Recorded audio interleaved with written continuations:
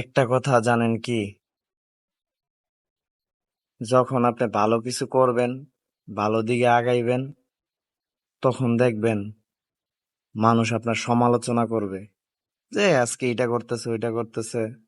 যখন আপনি সাকসেস হবেন, তখন দেখবেন সেই মানুষই আবার আপনাকে বাহবা দিবে যে, ও তুই তো অনেক ভালো কাজ করছস, তুই তো অনেক ভালো দিকে আগাইতেছস, কিভাবে কি করলি না করলি।